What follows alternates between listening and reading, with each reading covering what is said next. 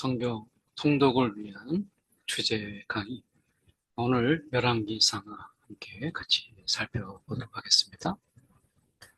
열왕기상하의 목적은 분명해요. 보면 이 바벨론 포로기에 기록된 것으로 보여지는데, 왜 하나님의 심판을 받을 수밖에 없었는가? 이 포로기 때 우리가 바벨론 포로로 끌려왔는데 왜 하나님의 심판을 받을 수밖에 없었는가? 라고 하는 것을 알려주는 거예요. 이게 열왕기 상하의 목적이죠. 원래는 열왕기 한 권으로 되어 있는데 나중에 이제 상하로 나눠졌던 것이죠.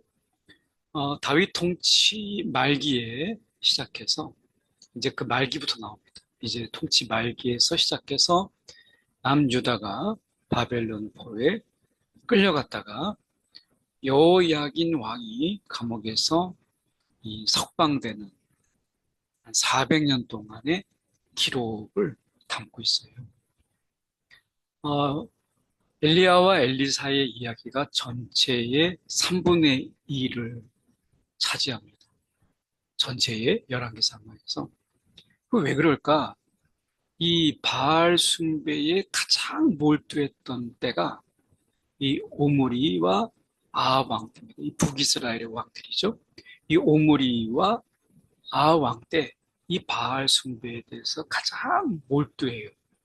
이때 이 바알 숭배에 대해서 책망하고 진짜 하나님이 누구이신가 라고 하는 것을 보이는 선지자 엘리야와 엘리사의 이야기, 이것이 전체 3분의 1을 차지한다 라고 하는 것은 우상 숭배에 대한 이런 하나님의 이 심판, 그리고 하나님의 경고, 이것을 다루기 위한 것이죠. 그래서 전체의 열왕기 상하의 이야기 속에서 엘리야와 엘리사가 차지하는 비중이 많다. 이것은 바알 숭배, 이것 때문에 그런 것인데요. 놀랍게도 바알 숭배가 가장, 그럼 어떻게 이스라엘에게 있어서 이렇게 바알 숭배가 가능했는가? 언뜻 이해가 되지 않죠. 그것을 알려면 솔로몬을 알아야 돼요. 이 솔로몬이 우리는 지혜왕, 그리고 좋은 이미지로 알고 있지만 사실은 솔로몬이 가지고 있는 약점이 굉장히 많습니다. 약점보다는 과오, 이게 많아요. 솔로몬은 다윗하고 많이 비교가 돼요. 다윗은 가장 밑바닥에서 왕위에 오른 중에 자수성가예요. 그래서 싸움, 전쟁을 통해서 그 자리를 지켰고 그 영역을 넓혔던 그런 어떻게 보면 용감한 이런 왕의 모습. 근데 솔로몬은 그 솔로몬이 이 샬롬에서 온 것이잖아요. 평화. 그래서 이 싸움 대신에 이스라엘에 대해서 대적이 될 만한 이방 나라들과 통혼하는 이런 전략적 결혼, 이것을 택합니다. 그래서 싸우고 차지하고 뭐 이런 게 아니라 이 전략적인 이러한 이 결혼을 통해서 자신의 자리를 공고히 하고 그리고 주변 나라들과 평화를 이루는 이런 방법을 택했어요. 그래서 이방 공주를 데리고 오는 겁니다. 근데 그렇다면 이방 공주만 오나요? 아니죠. 이방의 신들이 오고 이방의 신들을 위한 신전들을 세우게 되죠. 그러다 보니까 예루살렘에 이 솔로몬이 하나님의 성전도 지었지만 이방의 신전들도 수십 개나 지었어요. 그 이방 공주가 오면 이방의 신도 따라오는 거죠. 그리고 그들을 위한 신전을 예루살렘에 세운 거예요. 그러니까 솔로몬을 기억할 때 하나님의 성전만을 기억할 것이 아니라 이방신의 이런 신전들을 수십 개나 지은 사람이다. 이것이 이방 종교가 침투하는 통로가 되고요. 이것으로 인해서 합법적인 우상 숭배, 이것이 가능하게 된 거예요. 바알, 아세라, 그모스, 일곱, 다곤 이런 것처럼 당시의 이 가나안 그리고 가나안 주변에 있는 이러한 신들을 섬기는 합법적인 것도 우상 숭배가 솔로몬 때에 이 가능하게 길을 열어놓은 거예요. 그러니 우리가 다윗과는 너무 비교가 되죠. 그러니까 싸워야 될 것은 싸워야 되는데 싸우지 않고 그냥 평화로운 방법으로. 그런데 그 속에 있는 영적 전쟁을 보지 못한 거죠. 솔로몬의 통치는 열왕기상 1장에서 우리가 11장까지 우리가 이야기되는 부분인데요. 여기 보면 특히 왕상 이 4장부터 그 이후까지를 보면 솔로몬의 이 몰락에 대한 이야기가 나옵니다. 그래서 신명기 17장 16절에서 17절까지 말씀을 보면 왕이 하지 말아야 될 세 가지 이 금지 사항이 있어요. 첫 번째는 병마를 많이 두지 말라. 이 병마는 당시의 최신 무기예요. 그래서 무기를 많이 두지 말라. 이건 하나님의 전쟁이잖아요. 하나님을 의지해야 되는데 솔로몬은 이런 병마를 의지한 거, 무기. 그리고 아내를 많이 두지 말라. 마음에 미혹이 있거든요. 그래서 아내를 많이 두지 말라. 이렇게 말씀하셨는데 뭐 아내가 너무 많죠. 그리고 첩까지 하면은 너무 많은 거예요.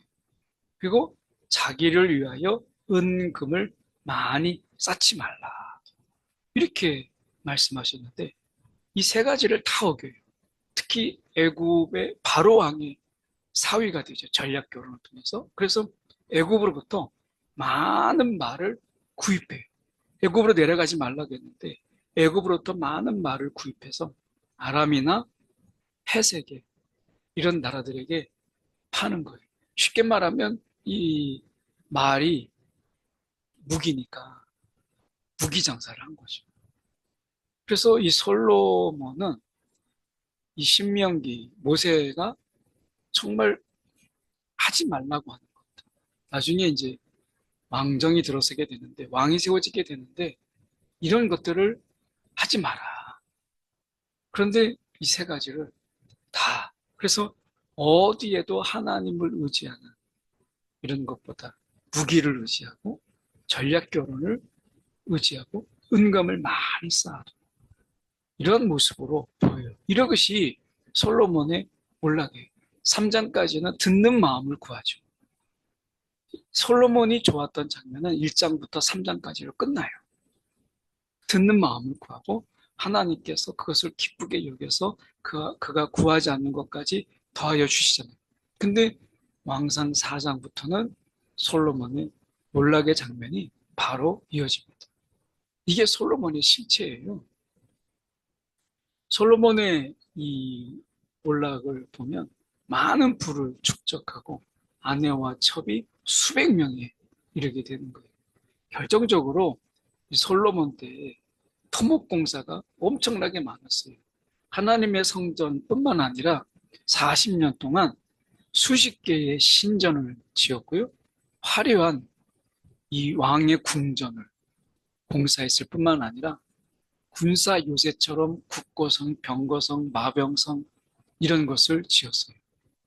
전체 나라가 마치 요새화된 것처럼 이렇게 많은 성들을 지었어요. 동원되는 거죠. 많은 사람들이 동원돼요. 그래서 이렇게 한 이유가 뭐겠어요? 결국 하나님을 의지하고 하나님을 신뢰하고 하나님을 따르라. 이게 이제 신명기서의 말씀인데 다윗과 다르게 그 내면으로 들어가면 하나님을 믿지 못해요. 하나님을 믿지 못해서 군사와 병력을 의지하고 요새를 의지해요. 그리고 무기를 의지하는 거예요. 하나님 믿지 못해서 차선책, 대응책, 하나님이 안 도와주시면 어떠나 이런 것 때문에 전적인 의지가 아니라 군사와 병력, 무기 요새 이런 것을 의지한 거예요. 그러니까 많은 사람들이 동원될 수밖에 없어요. 그래서 강제 노역으로 농사를 짓는 그런 자들이 강제 노역에 끌려가는 거예요. 이 농사는 때가 필요하잖아요. 뭔가 심을 때가 있고 거둘 때가 있고 돌봐야 될 때가 있는데 농사를 망치게 되는 거예요. 강제 노역 때문에. 그러다 보니까 이제 강제 노역이 끝났어요. 그 집에 돌아오면 농사가 망쳐져 있는 거예요. 그러면 이것 때문에 땅과 집을 빼앗기고 또 어떤 경우에는 이제 담보로 뭔가를 잡아왔는데 또 끌려가요. 그러면 이것 때문에 노예로 전락하게 돼요. 이것 때문에 솔로몬 당시에 이런 빈부의 격차가 굉장히 심해집니다. 원래 하나님의 나라는 어떤 거예요? 이 구약이 제비뽑기 할 때 사람의 많은 수에 따라서 더 많이, 적은 사람은 적게. 그래서 각자의 자리 속에서 비슷하게 이렇게 빈부의 차가 없이 다 고만고만하게 비슷하게 살아가면서 자신의 땅과 자신의 노동으로 살아가는 것이죠. 근데 땅을 빼앗기고 집을 빼앗기고 자신이 노예로 전락함으로 인해서 빈부의 격차가 심해지고 양극화되는 이러한 모습을 보게 돼요. 이러한 결과로 인해서 결국에는 우상숭배, 그리고 이런 강제 노역으로 인해서 빈부의 격차, 이런 것들이 결국엔 솔로몬 이후에 남유다와 북이스라엘로 분열하게 되는 결과를 초래하게 되죠. 그래서 북이스라엘은 10개 지파와 베냐민 일부, 그리고 남유다는 유다 지파와 베냐민 일부, 이렇게 해서 나눠집니다.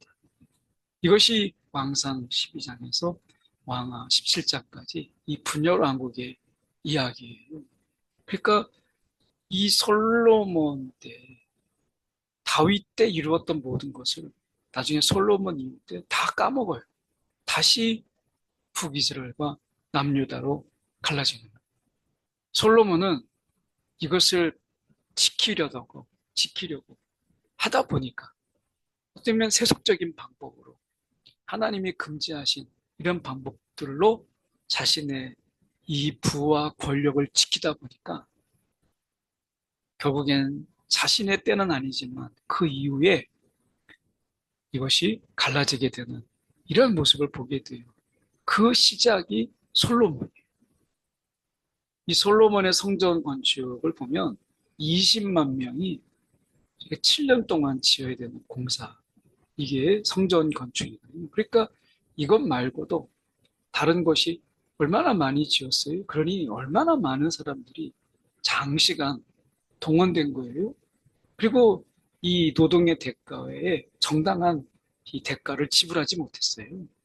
그러니까 강제 노역이죠. 노역을 나갔으면 보상도 해야 되고 농사 짓지 못한 것도 보상해줘야 되는데 이런 게 없었던 거예요. 그러니 원성이 얼마나 많았겠어요. 솔로몬 이후에 이제 어떻게 할 것인가 물어보잖아요. 근데 그것에 대해서 나는 더 강하게 이렇게 하겠다 해가지고 르호보암과 여로보암이 북이스라엘과 남유다로 결국에는 갈라지게 되는 이러한 모습을 보게 되죠. 참 미련한 거죠. 안타깝기도 하고요. 여기서 생각해 봐야 될 것은 성전을 건축했어요. 자, 성막은 이동식 성소죠. 그래서 이제 지파의 가운데 이동할 때 가운데 있어서 성막은 가운데 있었어요. 그래서 우리와 함께 있다. 이스라엘과 함께 있다. 이것을 이제 그들이 생각했는데 성전은 이 고정식이죠.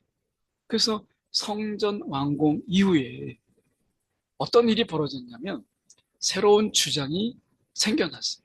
완공 이후에. 그래서 이 솔로몬은 이 왕상 8장 27절에 이렇게 고백합니다. 하늘과 하늘들의 하늘이라도 주를 용납하지 못하겠거든. 하물며 내가 건축한 이 성전 이오리까. 하나님을 어떻게 거기에 우리가 둘 수 있겠어요?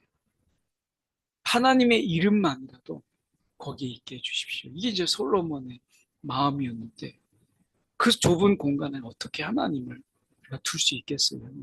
그래서 하나님은 성전에 계시며 하나님의 활동 공간을 성전이라는 좁은 공간에 제한하는 것이 솔로몬도 원하지 않았고 누구도 그렇게 말씀하지 않았는데 이러한 주장들이 힘을 얻게 되고 이게 기정 사실이 돼버리고 말았어요. 이게 이제 잘못된 성전 신학이죠. 그러다 보니까 이제 하나님을 만나려면 성전에 와야 돼요. 하나님은 성전에만 계시니까. 그래서 성전에 모신 것이 아니라 성전에 가두어 버린 이런 어처구니 없는 일이 벌어지게 되는 거예요. 이것으로 인해서 이제 이 성전, 잘못된 성전 신학이 생기죠. 이것이 지금도 우리 가운데 영향이 있어서 교회를 자꾸 하나님의 성전이라고 얘기하고 교회 밖에서는 하나님 안 계시고 교회에 와야만 성전인 교회에 와야만 하나님을 만나고 하나님을 우리가 뵐 수 있는 것처럼 이렇게 장소 제한적인 이런 부분으로 우리가 이야기하는 것은 잘못된 성전 신학이죠. 하나님은 아니 계신 곳이 없죠. 다만 우리가 하나님을 예배하는 데 있어서 약속된 장소, 약속된 시간 속에서 효율적으로 그리고 함께 공동체가 예배하기 위한 공간 이거잖아요. 그런데 하나님이 그 안에 갇혀 있다. 하나님이 이 안에만 계신다. 나의 삶의 자리는 안 계신다. 라고 하는 것은 잘못된 성전 신학이죠. 이때에 이제 엘리야가 등장합니다. 그래서 이스라엘 안에 세 부류의 이 종교인들이 있는 것을 보게 돼요. 하나는 여호와 하나님만 믿는 사람들. 엘리야 당시에 이 사람들이 많지 않았어요. 바알만 믿는 사람. 여호와와 여호와 하나님도 믿고 바알도 숭배하는 사람들. 두 번째, 세 번째가 더 다수를 이루는. 그래서 엘리야는 이야기하죠. 하나님과 겸하여 섬기지 말고 하나님을 택할 것인지 바알을 택할 것인지 너희가 택하라. 그러면서 850대 1의 영적 전쟁을 통해서 여호와 하나님만이 진짜 하나님이시다 라고 하는 것을 보이죠. 그래서 우상숭배의 기준이 바알을 섬기는 것 이게 아닙니다. 하나님과 다른 신을 겸하여 섬기는 것 이게 우상숭배예요. 그러니까 우리가 여호와 하나님만 우리가 의지하는 것 이게 하나님이 원하시는 신앙이거든요. 근데 우리가 다른 우상들을 겸하여 섬기는 것은 우상숭배. 오늘 우리가 신학적으로 얘기하면 우리가 여호와 하나님, 삼위 하나님이죠. 성부, 성자, 성령 한 하나님이잖아요. 우리가 이 다른 신을 겸하여 섬기는 거 이야기할 때 이것은 삼위 하나님을 한 하나님으로 우리가 말씀하는 것이지 세 하나님을 믿는 것은 우상숭배다. 이 말씀이 아니죠. 우리가 오해하지 말아야 될 것은 여기서 여호와 하나님은 삼위 하나님, 이 하나님을 믿는 거예요. 그래서 우리는 다른 신을 겸하여 섬기는 것은 우상숭배다. 이때 당시에는 우리가 성부, 성자, 성령 이것이 우리가 나누어져서 그들이 알고 있었던 것이 아니기 때문에 여기서 여호와 하나님은 우리가 성부 하나님, 이 하나님을 말씀하는 거죠. 물론 우리가 성부 하나님만 구약에 계신 건 아니에요. 성령도 계시고 성자 하나님도 계셨죠.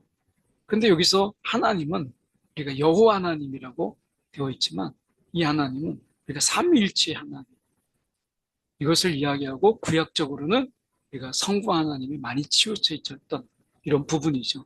그래서 하나님만 우리가 온전히 믿고 따르는 것이지 하나님도 믿고 다른 신도 겸하여 섬기는 것은 바알만 믿는 우상 숭배보다 더한 것이에요. 이때 엘리야가 등장해서 하나님만 믿어라. 이 겸하여 믿는 것에 대한 하나님의 경고, 심판, 이것을 분명히 엘리야가 보이죠. 왕조의 분열이 나옵니다. 왕상 12장에서 왕하 17장. 그리고 그 이후에는 이제 어쩌면 이 북이스라엘, 남유다 이 멸망이 나오는데 솔로몬 이후에 북이스라엘은 210년 동안 존속되고 남유다는 거기서 조금 더 가죠. 350년 동안 존속됩니다. 그래서 북이스라엘은 19명의 왕이 이제 왕이 있었고 평균 11년 정도의 왕위를 차지합니다. 다스려요. 그 중에 8명의 왕이 암살당합니다. 남유다는 상대적으로 더 길었음에도 불구하고 20명의 왕이 있었고 평균 17년 정도의 이런 통치 기간을 가져요. 물론 4명의 왕이 암살당하는 비극도 있죠. 북이스라엘에 비해서 남유다가 좀 더 안정적인 이유는 무엇인가? 북이스라엘은 10개 지파죠. 거기에 베냐민 일부 지파가 들어갔죠. 그러니까 다른 지파가 왕이 되면 왕조를 이루게 되니까 다른 지파의 왕이 잘해도 칭찬하는 법이 없는 거예요. 근데 남유다는 유다 지파에서 계속 왕이 나왔고요. 물론 중간에 아달랴라고 하는 여왕이 잠시 있었지만 계속 유다족 속에서 왕이 있었어요. 그러니까 상대적으로 안정적이죠. 그래서 북이스라엘은 계속해서 이러한 정권의 교체, 이런 것이 잦았고, 암살이 8명이나 있었으니까 굉장히 불안정한 모습을 보이죠. 결국 왕조의 분열이 있게 되는데, 남북전쟁이 계속되는 이런 가운데서 처음에는 남유다가 더 힘이 있었어요. 근데 점점 갈수록 북이스라엘 인구가 더 많고 경제력도 그렇고 영토도 더 많잖아요. 그러니까 이런 것들에 비해서 열등했던 남유다가 북이스라엘에 종속되는 모습을 보여요. 대표적인 게 남유다의 여호사밧은 북이스라엘의 그 아합 왕에게 끌려다니는 걸 보게 되죠. 이 나중에 이 남북 간의 관계, 이 끌려다니는 관계 속에서 이제 완전히 단절되었던 것은 남유다의 아달랴. 이것은 이제 되면 아달랴라고 하는 이것은 북이스라엘 예후 때에 단절되는데 이 북이스라엘의 오므리 왕조의 이 왕조를 끊었던 게 예후잖아요. 그리고 아달랴는 오므리 왕조의 딸이거든요. 그러니까 이 남유다의 이제 전략적인 결혼 속에서 남유다의 이제 왕비로 왔지만 그리고 자신이 테러를 일으켜서 결국엔 일종의 쿠데타죠. 이것을 통해서 왕위를 차지했지만 북이스라엘의 예후를 보면 결국은 자기 아버지의 할아버지의 왕조를 무너뜨린 그런 자잖아요. 그러다 보니까 아달랴와 예후 때 남북 관계가 단절됩니다. 그래서 이 남북 간의 관계가 계속 갈등과 대립 또는 종속 이렇게 됐다가 단절되는 이런 상황을 맞이하게 돼요. 왕조의 분열 속에서 이제 멸망이 일어나게 되죠. 그래서 주전 722년에 북이스라엘이 성경 속에서 나서 역사적으로 볼 때는 아시리아에 패망하게 되죠.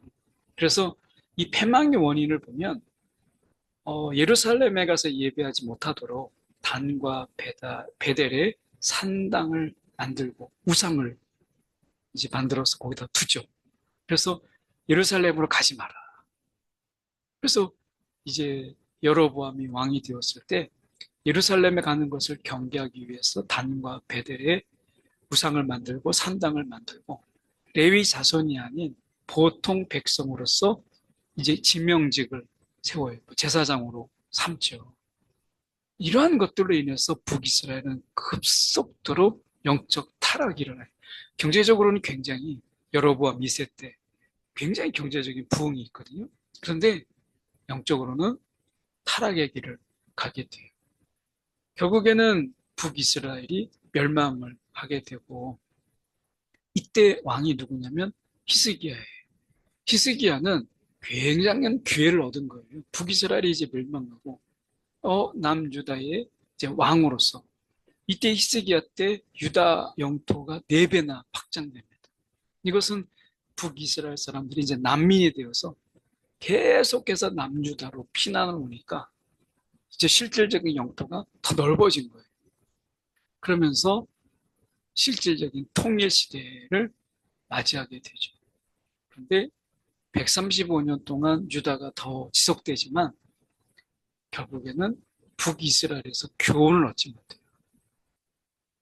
우상숭배, 이방인을 의지하는 것, 오직 하나님만 믿고 하나님만 의지해야 되는데, 이런 북이스라엘의 멸망 속에서도 그들이 교훈을 얻지 못하고 결국에는 히스기야 때 잠시 부흥했다가 결국에는 이들이 무너지는 것을 보게 되죠. 결국에는 135년 동안 지속된 후에 바벨론 침략으로 인해서 남유다도 무너지는 역사, 비극의 역사가 오늘 열왕기 상하의 기록입니다. 오늘 열왕기 상하를 통해서 우리가 의지할 것은 무엇인가?